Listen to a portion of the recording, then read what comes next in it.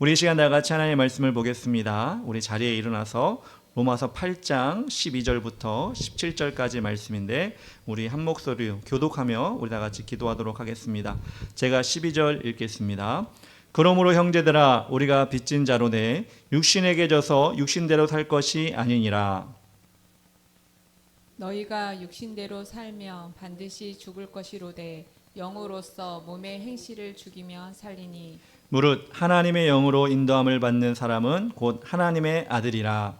너희는 다시 무서워하는 종의 영을 받지 아니하고 영자의 영을 받았으므로 우리가 아빠 아버지라고 부르짖느니라. 성령이 친히 우리 영과 더불어 우리가 하나님의 자녀인 것을 증언하시나니 자녀이면 또한 상속자 고 하나님의 상속자요 그리스도와 함께한 상속자니 우리가 그와 함께 영광을 받기 위하여 고난도 함께 받아야 할 것이니라. 아멘. 자리에 앉아주시기 바랍니다. 오늘 말씀은 로마서 8장 12절부터 17절까지 육적인 삶 또 영적인 삶에 대해서 우리 하나님 말씀을 전하도록 하겠습니다. 일본에 고레에다 히로카즈 감독이라는 분이 있습니다. 이분이 만든 영화가 많이 있는데 그 중에 그렇게 아버지가 된다라는 제목의 영화가 있습니다. 이 영화는 어떤 이야기냐면 이 영화에는 두 가족이 나옵니다. 한 가족은 한 가정의 성공한 비즈니스맨으로 아버지죠. 료타라는 아버지가 있는데 그 아버지는 부인과 6살인 아들 케이타와 함께 살고 있습니다. 이 성공한 비즈니스 사업가 이 사람은 자기 관리에 철저했던 사람이기 때문에 자신의 아들도 그렇게 성공하기를 바라는 마음으로 그 인생을 살기를 바라는 마음으로 좀 엄격하게 이렇게 훈육을 하면서 아들을 키우고 있습니다. 그렇게 잘 사는 것 같았는데 어느 날 갑자기 아들이 태어난 병원에서 그 산부인과죠. 그 병원에서 연락이 갑자기 옵니다. 연락이 왔는데 뭐라고 얘기하냐면 뜸을 들여요. 뜸을 들이면서 놀라지 마시라고 이렇게 얘기하고 자초지종을 이야기하는데 그때 아들이 태어난 그때 똑같은 날에 태어난 또 아이가 한 명 있었는데 그 아이와 그 료타라는 사람의 아들이 바뀌었다는 겁니다. 지금 6년이 지났거든요. 6년이 지나서 전할까 전하지 말까 염려하다가 걱정하다 병원에서 그래도 이게 실수니까 연락을 한 거예요. 이 료타라는 아버지는 얼마나 깜짝 놀랐겠습니까? 6년 동안 이렇게 키웠는데 바뀌었다고 하니 진짜 아들이 딴 가정에서 자라고 있다고 하니 여러 가지 마음이 들겠죠. 또 그 집에도 그 이야기를 전해 주었겠죠. 그래서 자신이 키운 아들을 데리고 그 집을 방문을 하게 됩니다. 그 집은 딱 보기에도 부자 집이 아니었고요. 자기는 좀 잘 사는 집이었거든요. 부잣집도 아니었고 교육도 제대로 시키지 않은 것 같고 또 그리고 아이들을 또 질서 없이 그 아이 혼자가 아니라 다른 아이도 같이 키우면서 질서도 없이 아이를 양육하는 것 같아서 마음에 들지는 않았습니다. 그 속에서 자란 자신의 친아들 유세이라는 아들을 보고 여러 가지 마음이 들었습니다. 하지만 자기의 친아들 핏줄이잖아요.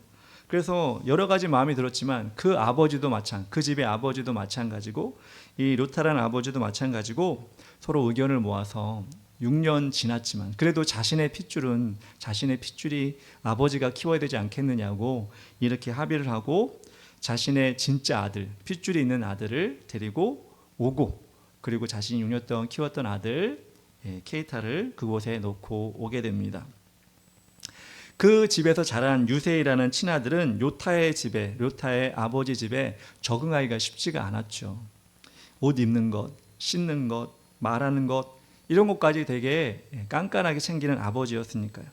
그러다 보니까 유세이라는 아들이 가출까지 하게 된 거예요.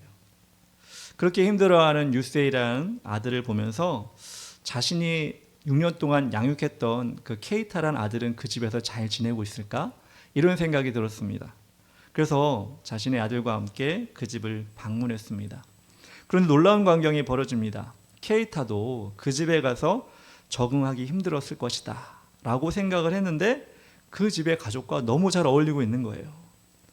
그리고 자신의 집에 온 진짜 아들도 그 집을 그리워하는 모습을 보게 됩니다. 료타는 그 모습을 보면서 진짜 아버지는 누굴까? 진짜 아버지는 어떤 모습일까? 여러 가지 생각을 합니다. 부모와 자식과의 혈연, 또 그리고 그 함께 살았던 그 정, 이런 것들이 어떤 의미가 있는가? 즉 혈연과 양육의 의미는 무엇이 있는가? 이것을 깊이 생각하게 하는, 그거를 우리에게 질문하는, 담담하게 보여주는 그런 참 좋은 영화였습니다. 우리 인간은 태어나면서부터 누구를 닮았다는 말을 듣고 살죠. 외모적으로 아빠를 닮았다, 엄마를 닮았다, 그리고 행동은 누구누구를 닮았다, 이렇게 주위에서 말을 듣습니다. 그런데 그 닮았다는 것이 칭찬이 될 수도 있고 때로는 핀잔이 될 수도 있습니다. 큰 눈을 닮아서 이쁘네, 예쁜 코를 닮았네, 백옥 같은 피부를 누구누구 닮았네, 그러면 좋은 것이지만 또 아빠를 닮아서 뭐 다리가 짧으네, 또 누구를 닮아가지고 머리숱이 적네, 뭐 이런 얘기를 들으면 또 좋은 의미는 아닙니다. 닮는다는 게 좋을 수도 있지만 안 좋을 수도 있다는 것입니다. 인간이기 때문에 우리는 모두 유전에 따라 닮는 부분이 다 있겠지만 영적으로 우리는 인간이기 때문에 환경에 따라서 또 바뀌기도 합니다. 영화에서 예를 든 것처럼 살아가는 모양이 어떤 집과 다르기 때문에 바르게 사는 사람도 있지만 또 삐뚤어지게 사는 사람도 있습니다. 오늘 본문에서는 그렇게 인간이 하나님이 주신 이 세상에서 어떻게 살아야 되느냐, 어떤 환경 속에서 어떤 모습으로 살아야 되느냐를 우리에게 결정하도록 말씀하고 있습니다. 오늘 12절과 13절 말씀이 이렇게 나왔습니다. 그러므로 형제들아, 우리가 빚진 자로 돼 육신에게 져서 육신대로 살 것이 아니니라. 너희가 육신대로 살면 반드시 죽을 것이로되 영으로서 몸의 행실을 죽이면 살리니, 이렇게 나와 있습니다. 한 가지 경우는 육신대로 사는 것입니다. 육적인 삶을 사는 것입니다. 또 한 가지 경우는 영적으로 사는 것입니다. 우리 인간은 태어날 때부터 원죄를 가질 수밖에 없었습니다. 누가 가르쳐주지 않아도 죄를 지을 수밖에 없는 존재라는 것입니다. 위기가 오면 자신도 모르게 거짓말을 하고 핑계를 댑니다. 남이 미우면 뒤에서 험담을 합니다. 아니, 머릿속에서는 더한 것들도 생각을 하고 그것을 행동으로 옮기기도 하고 생각으로 더 깊이 나아가기도 합니다. 누가 가르쳐주지 않아도 우리는 그런 행동을 하게 될 수밖에 없습니다. 왜냐하면 아담으로부터 온 원죄를 가지고 있기 때문에 그렇습니다. 말 그대로 죄인의 모습을 닮았다는 것입니다. 그런데 하나님은 우리 인간들의 타고난 것을 그냥 두면, 그렇게 죄인의 모습으로 그냥 살아가면 어떻게 될까요? 지옥에 갈 수밖에 없죠. 천국에 올 수가 없잖아요. 그래서 예수님을 이 땅에 보내주셨습니다. 그리고 예수님의 십자가의 죽음과 부활을 믿고 구주로 영접하면 그 타고난 죄인의 몸, 죄를 닮은 모습의 몸에서 우리를 의인으로 인정해 주겠다고 말씀해 주셨습니다. 즉 닮음의 다른 모습으로 우리를 변화시켜 주시는 것입니다. 그렇다면 죄인을 닮은 육신대로 사는 삶과 예수 그리스도를 구주로 영접함으로써 영적인 삶을 사는 삶의 차이는 무엇일까요? 그 차이를 우리는 오늘 말씀을 통해서 알아보고 어떻게 살아야 될지, 물론 답은 나왔지만 어떤 다름이 있는지 우리가 말씀을 통해 우리가 한번 살펴보았으면 좋겠습니다. 첫 번째로 생명과 죽음으로 우리는 나뉘어지게 되는 것입니다. 육적인 삶과 영적인 삶의 결과는 생명과 죽음으로 나뉘어집니다. 13절에 분명히 육신대로 살면 반드시 죽고 영으로서 살면 반드시 산다고 이렇게 말씀해 주고 있습니다. 이 죽음이라고 하는 것은 물리적인 상태라기보다는 영의 상태를 이야기합니다. 당장은 우리가 살아있는 것 같고 잘 지내는 것 같아도 우리가 죽어서 심판의 자리로 갈 때 극명하게 그 길이 나뉘어진다는 것입니다. 죽음은 어디로 갈까요? 영원한 지옥을 말합니다. 그러면 생명은 무엇입니까? 영원한 천국을 말합니다. 예수님께서는 복음서에 보면 천국이라는 단어를 38번이나 쓰셨어요. 그렇게 천국을 강조하셨다는 것입니다. 이 세상이 아무리 좋아도, 이 세상이 아무리 발전을 해도, 이 세상에 먹을 것도 많고 즐길 것도 많고 우리가 누릴 것이 아무리 많아도 우리는 죽을 수밖에 없는 존재입니다. 그리고 가야 하는 곳이 두 가지가 정해져 있는데 천국과 지옥입니다. 예수님은 공생의 기간 동안 계속해서 천국을 우리에게 알려주시면서 그곳에 우리가 가기를 바라셨습니다. 여러분, 누가복음 16장에 보면 부자와 나사로 이야기가 나옵니다. 부자의 특징이 무엇일까요? 거기 누가복음 16장 19절에 이렇게 나왔습니다. 한 부자가 있어 자색 옷과 고운 베옷을 입고 날마다 호화롭게 즐기더라. 자색 옷, 가는 베옷, 호화롭게 즐기다. 다 무엇을 위한 것이죠? 자신의 육신을 위한 것이죠. 입는 것, 먹는 것, 즐기는 것, 그렇게 육신을 위해 사는 사람이 부자였습니다. 그러면 나사로는 어떨까요?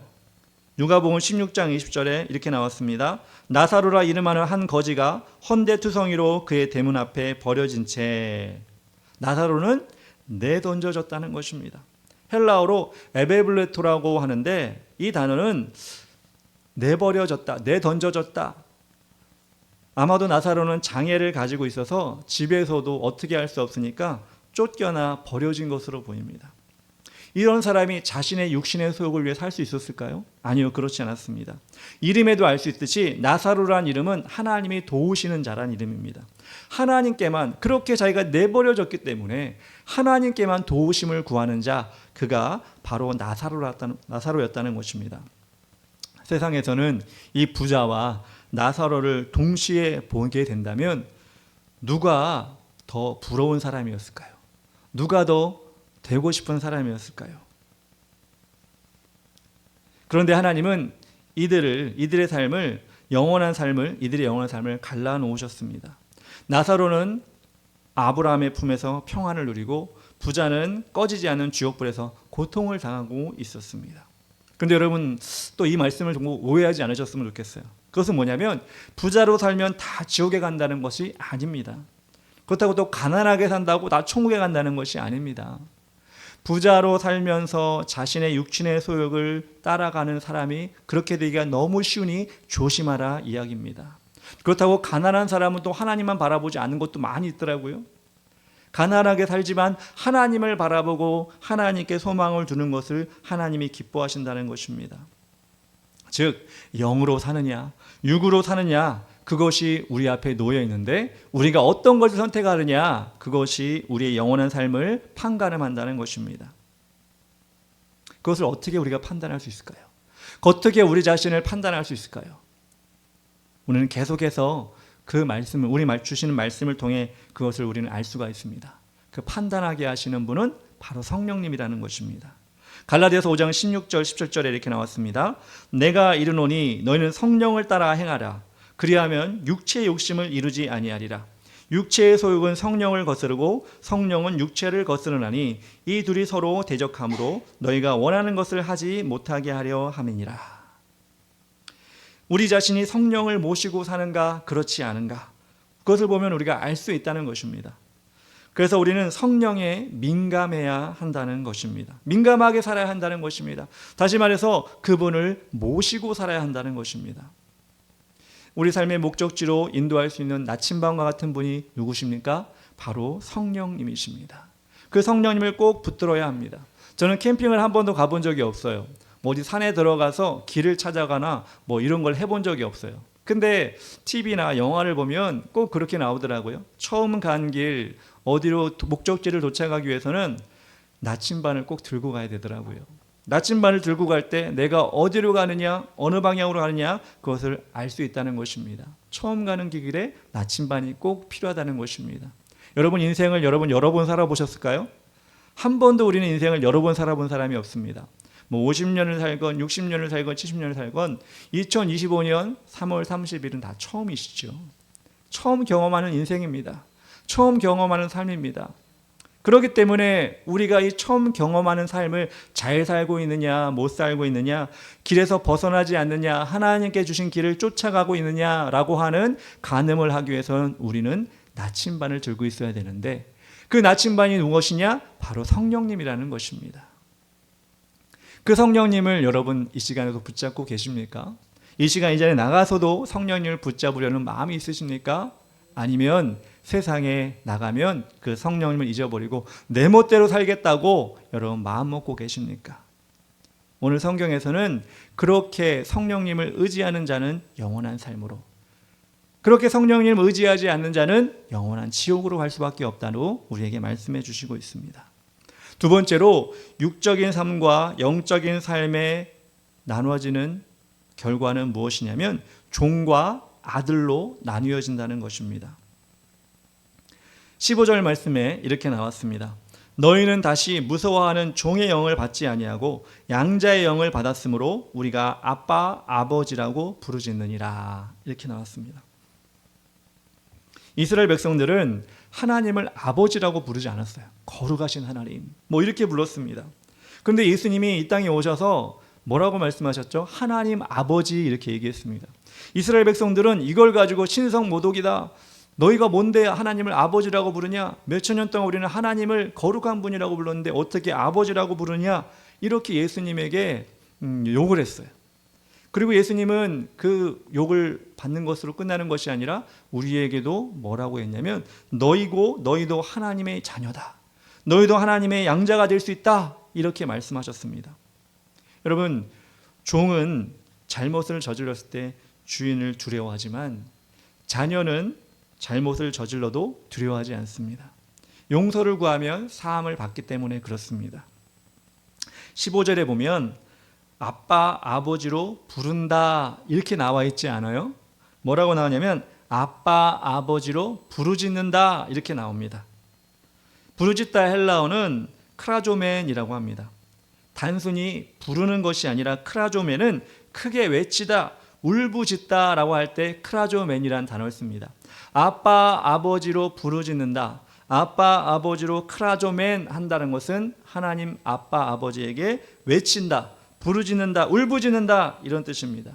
여러분, 종이 주인을 함부로 부르짖거나 울부짖지 않죠? 그럴 수 없습니다. 어찌 감히. 그런데 여러분, 자녀는 아빠를 그냥 부르는 것이 아니라 힘들고 어려울 때, 도움을 구할 때 땡깡을 부르듯이 아빠! 종이 주인한테 주인님! 이렇게 안 하잖아요.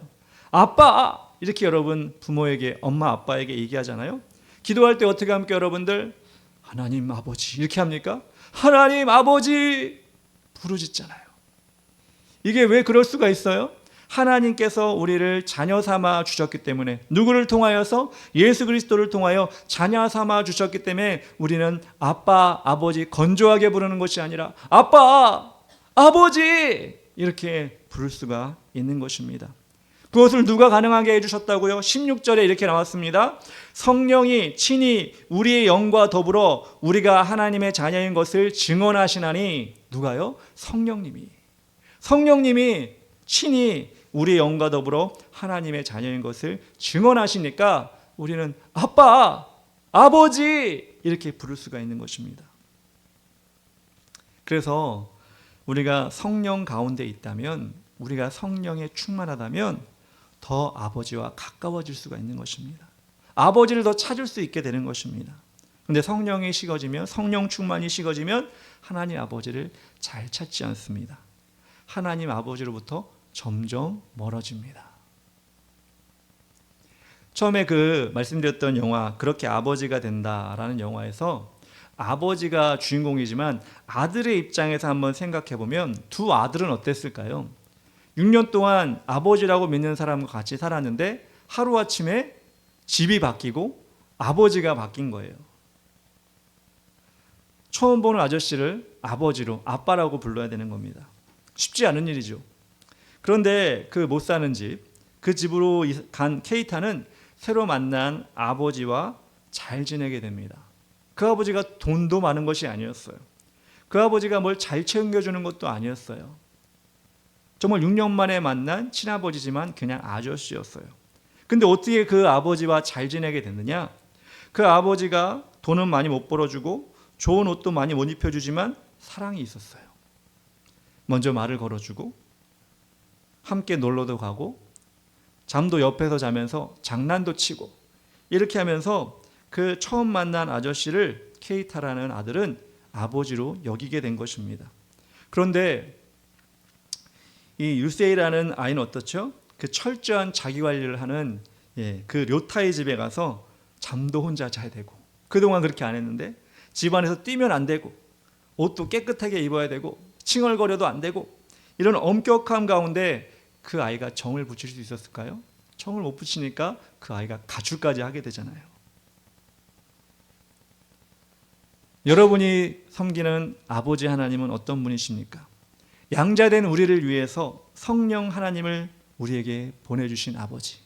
마치 살갑게 다가가고 놀아주고 장난쳐주고 그렇게 하기 위해서 하나님 아버지뿐만 아니라 성령 하나님이 우리에게 오셔서 변호자 되어주시고 위로자 되어주시고 상담자 되어주시고 협력자 역할을 통하여서 하나님과 더 가까이 갈 수 있도록 성령님이 우리를 도와주고 계신다는 것입니다. 세상이 아닌 하나님과 관계를 더 친근하게 하도록 우리를 도와주시는 겁니다. 그런데 아직도 여러분은 하나님보다 세상이 더 좋으신가요?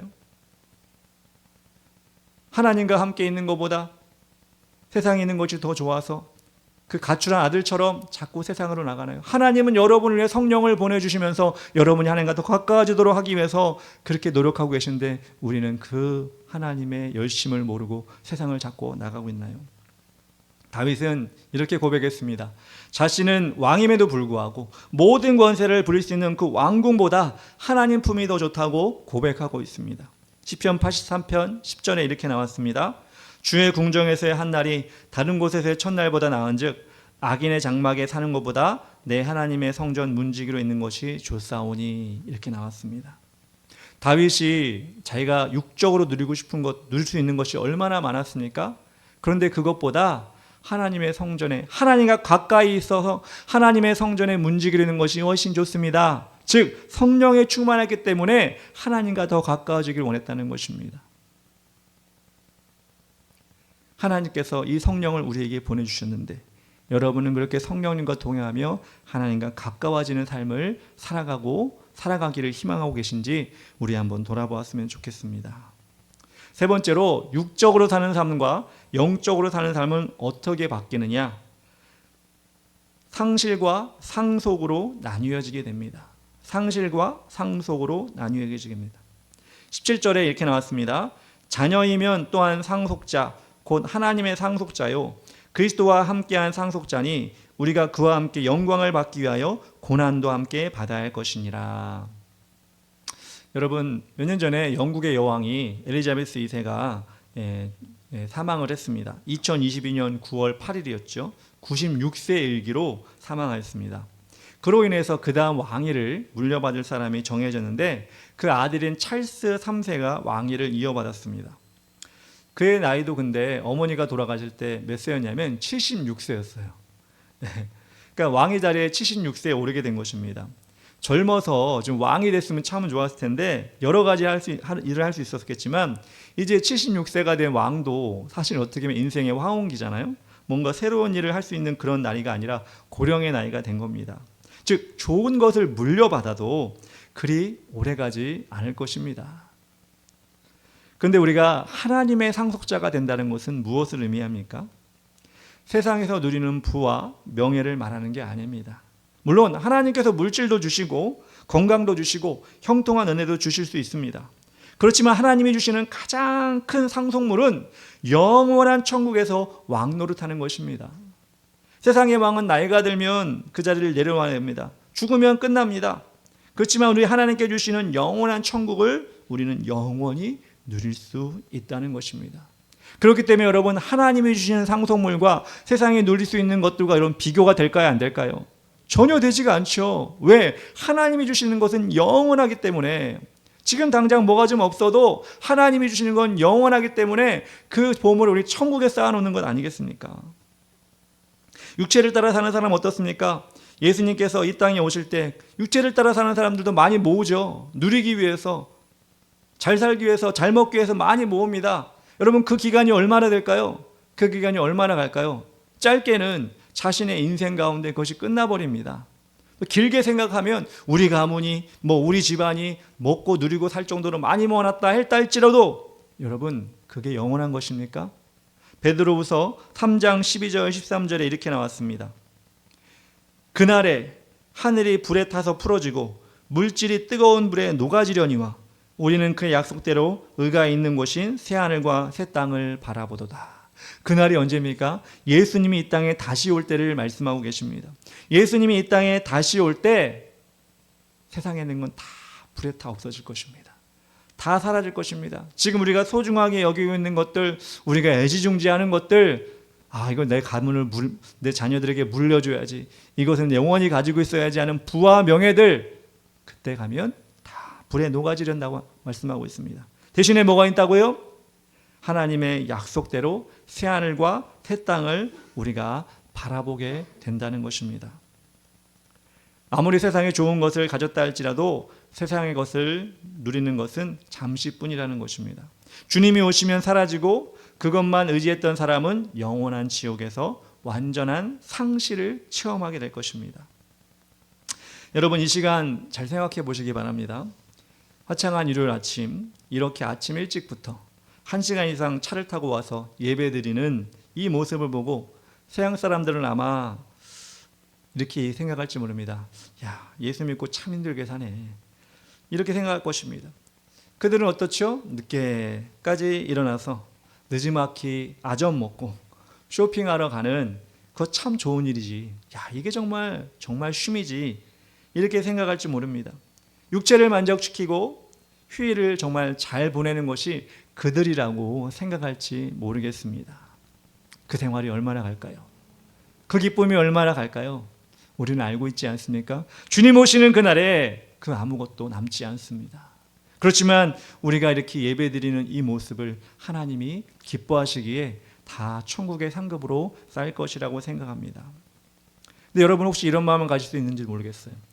여러분도 남들 편하게 있을 때 이렇게 좀 고생하면 영원한 천국이 있으니 잘 참아보자, 이렇게 생각하고 여러분 예배 드리십니까? 야, 견디면 돼, 이거 견디면 돼, 주님 오실 거야. 근데 여러분, 이건 건강한 생각이 아닌 것 같아요. 이렇게 생각하고 있다면 우리 하나님께 주시는 진짜 상속을 모르고 있는 것입니다. 지금 우리는 성령님과 함께 드리는 예배를 통하여 은혜를 누리고 영원한 천국에서 하게 될 하나님의 사랑을 체험하는 시간을 갖는 것입니다. 물론 천국처럼 완전하진 않지만 이 예배 자리에서 천국의 삶을 우리는 연습하고 맛보고 있는 것입니다. 그렇게 우리가 예배를 드릴 때 이 세상의 사람들이 힘들지가 않은 거예요. 예배는 우리가 견뎌야 되는 시간이야. 기도 어쩔 수 없이 하는 거지. 뭐 헌금 드리는 거 돈이 없지만 아깝지만 그래도 이렇게 하면 천국의 상급이 쌓이겠지? 라고 하는 어떤 보상의식을 가지고 예배를 드리거나 헌금을 하거나 그렇게 한다면 어떻게 보면 우리는 제대로 된 신앙생활을 안 하고 있는 것 같습니다. 왜? 성령님이 그 마음을 주장하고 있지 않기 때문입니다. 맞습니다. 세상의 눈으로 보기 시작하면 점점점 우리는 하나님과 멀어질 수밖에 없습니다. 아니, 육적인 삶을 살 수밖에 없습니다. 그런데 성령님께서 주시는 영적인 눈을, 지난주에 얘기했죠. 생명과 성령의 밥을 여러분 마음에 심어서 그렇게 살아가면 우리는 점점점 하나님과 가까워질 수가 있고, 하나님이 우리에게 주시는 자녀된 권세, 하나님이 우리에게 주시는 생명, 하나님이 우리에게 주시는 상속물을 영의 눈을 통해 볼 수 있게 되는 것입니다. 그것을 보고 신앙생활하고 그것을 통해 은혜를 받고 그것을 통해 우리가 전진해 나간다면 주님 오실 그때 가장 칭찬받는 하나님의 자녀가 될 줄 믿습니다. 우리가 그렇게 예배드렸으면 좋겠습니다. 그렇게 하나님께 영광 드렸으면 좋겠습니다. 그렇게 예배드릴 때 세상 사람들이 저 사람들 불쌍하네, 왜 저렇게 힘들게 예배드리고 있지, 왜 멀리까지 와가지고 이렇게 예배드리고 있지가 아니라 저 사람들 예배드리는 거 보니 우리가 생각하는 그게 아니네, 기쁨의 예배를 드리네, 우리가 생각하는 예배가 아니라 하나님께 영광을 돌리는 예배를 드리네, 이렇게 그 사람들을 보고 우리를 보고 부러워하게 된다는 것입니다. 다시 한번 말씀드리지만 성령님과 함께하면 할 수가 있습니다. 사랑하는 성도 여러분, 육체의 삶과 영적인 삶의 본질을 확실하게 알고 있어야 됩니다. 빌립보서 3장 19절부터 20절까지 사도 바울은 이렇게 얘기하고 있습니다. 그들의 마침은 멸망이요, 그들의 신은 배요, 그 영광은 그들의 부끄러움에 있고 땅의 일을 생각하는 자라. 그러나 우리의 시민권은 하늘에 있는지라.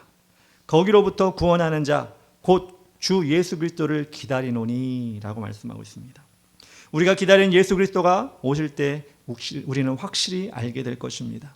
이렇게 하나님 앞에서 영으로서 살기 위해 발버둥 친 것이 절대 헛수고가 아니라는 것을 하나님이 다 보상해 주실 것입니다. 그날을 여러분 기대하시고 그날을 여러분 소망하시고 그것으로 인해 여러분 기뻐하시면서 예배를 드렸으면 좋겠습니다. 다 예수 때문에 우리가 그렇게 바뀌어져 가기를 원합니다. 우리 시간 다 같이 찬양하고 기도하기 원하는데요. 예수 때문에 위대한 그 사랑으로 다 같이 찬양하며 나갑시다.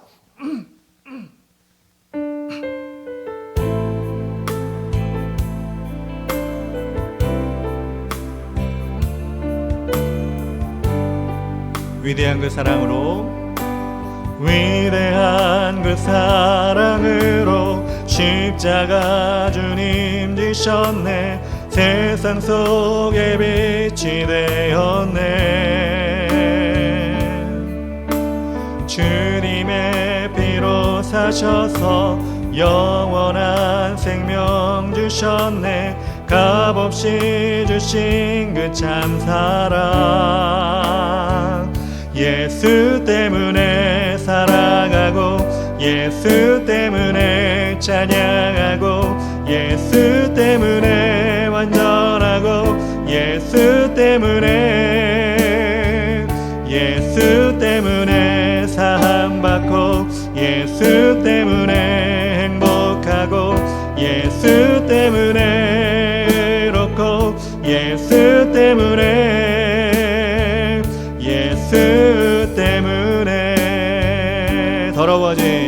더러워진 많은 죄를 그 피로 대속하셨네.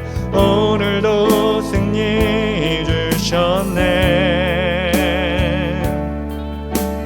의로움을 유산으로 주 약속대로 주셨네. 날마다 함께 하시네. 예수 때문에 살아가고 예수 때문에 찬양하고 예수 때문에 완전하고 예수 때문에 사함받고 예수 때문에 행복하고 예수 때문에 의롭고 예수 때문에 우리 2절 한 번 더 합시다. 더러워진 많은 죄를 그 피로 대속하셨네. 오늘도 승리 주셨네. 의로움을 유산으로 주 약속대로 주셨네. 날마다 함께 하시네. 예수 때문에 살아가고 예수 때문에 찬양하고 예수 때문에 완전하고 예수 때문에 사함받고 예수 때문에 행복하고 예수 때문에 의롭고 예수 때문에 다같이 일어나서 고백합시다. 예수 때문에 살아가고 예수 때문에 찬양하고 예수 때문에 사함받고 예수 때문에 사함받고 예수 때문에 행복하고 예수 때문에 의롭고 예수 때문에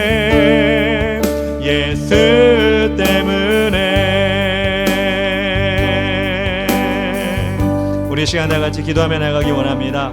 우리 하나님께서 우리에게 예수 그리스도를 보내주셔서 죽을 수밖에 없는 원죄를 가진 우리를 주님의 자녀 삼아 주셨습니다. 그것으로 끝나는 것이 아니라 그 자녀된 우리가 하나님과 더 가까워지게 하기 위해서, 하나님이 주시는 생명을 누리게 하기 위해서, 하나님이 주신 아들이 더 확신하기 위해서, 그리고 영원한 상속을 받게 하기 위해서 성령님을 우리에게 보내주셨습니다. 하나님 감사합니다. 이 시간 그 성령님과 날마다 동행하게 하시고 우리가 처음 살아가는 인생 가운데 나침반이 필요하다면 그 성령님이시오니 우리가 그 성령님을 날마다 붙잡고 갈 수 있도록 인도하여 주시옵소서. 그리하여 길을 잃지 아니하고 주의 길을 온전히 가게 하시고 주의 길을 넓히게 하시고 주의 길을 만드는 우리가 될 수 있도록 인도하여 주시옵소서. 주의 이름 부르며 다같이 기도하며 나아가겠습니다. 주여, 아버지 하나님 감사합니다. 우리가 정말 아빠 아버지를 아버지 부르짖을 수 있는 이유는 무엇입니까? 성령님이 우리와 함께 하시기 때문에 아버지 낯설고 아버지 하나님 어려운 것이 아니라 그렇게 가까이 주 이름을 아버지 하나님을 부를 수 있는 것입니다. 아버지 그 성령님이 우리에게 그렇게 말씀하시는데 우리가 성령님을 떠나지 아니하게 하시고 세상을 향하지 아니하게 하시고 그 성령님 날마다 붙잡고 나갈 수 있도록 인도하여 주시옵소서. 우리가 예수 때문에 사함받고 예수 때문에 완전해지고 예수 때문에 찬양하고 예수 때문에 하나님 온전히 살아갈 수 있는 것처럼 성령님을 날마다 붙잡고 나갈 수 있도록 인도하여 주시고 우리의 삶 가운데 아버지 1순위가 될 수 있도록 도와주시옵소서. 그렇습니다. 하나님 아버지, 우리가 약함을 하시는 주님, 오늘도 예배 가운데 나온 것이 우리의 고통 가운데 어려움 가운데 참고 나오는 것이 아닙니다. 감사함으로 예배하며 주를 높여드리며 예배하는 것인 줄 믿사오니 그 은혜가 그 기쁨이 예배 가운데 날마다 넘치게 하여 주시옵소서. 드리는 예배마다 그렇게 하나님을 의지하는 예배가 될 수 있도록 도와주시고 세상 사람들이 아무리 뭐라 한다 할지라도 우리 예배 가운데 하나님의 기쁨을 찬양하며 예배하는 우리가 될 수 있도록 인도하시고 그 어떤 곳에도 누리지 못하는 은혜가 넘쳐날 수 있도록 인도하여 주시옵소서. 그렇습니다. 하나님 아버지, 시간 주님께서 우리에게 그 마음을 주셨사오니 끝까지 주님 오시는 그날까지 우리의 성국의 시민권을 바라보면서 날마다 나아갈 수 있도록 인도하여 주시옵소서. 그렇게 하나님을 사용하시고 주님 역사하시기를 간절히 바라오니 주여 인도하여 주시옵소서. 감사합니다. 예수님의 이름으로 기도합니다. 사랑과 은혜가 충만하신 하나님 아버지 감사합니다. 이 시간 이 자리에 오셔서 오늘도 우리 예배를 받아주시니 감사합니다. 우리가 홀로 예배하는 것이 아니라 성령님이 우리를 도와주셨습니다. 그 성령님이 우리 삶들을 인도해 주실 것입니다. 이 시간 예배 가운데 확신하고 나갈 수 있도록 인도하여 주시옵소서. 그래야 성령님의 손을 놓지 아니하고 날마다 성령님께 안부와 인사하고 또 그분을 의지하는 우리가 될 수 있도록 인도하여 주시옵소서. 그렇게 우리의 삶 가운데 천국을 만들어가게 하시고 천국을 소망하는 우리가 될 수 있도록 도와주시옵소서. 주의 길을 가는 모든 성도들이 하나님 그렇게 하나님께서 인도하시는 자녀 될 수 있도록 도와주시옵소서. 지금은 우리 주 예수 그리스도의 크신 은혜와 하나님 아버지의 극진하신 사랑과 오늘도 우리에게 오셔서 우리의 삶을 인도하시기 원하시는 성령님의 감화 감동하심이 우리 주의 길을 가는 모든 성도들의 머리 위에와 가정 위에와 사업장과 직장 위에와 가는 곳 모든 곳 위에 지금부터 영원토록 함께 계실지어다. 아멘.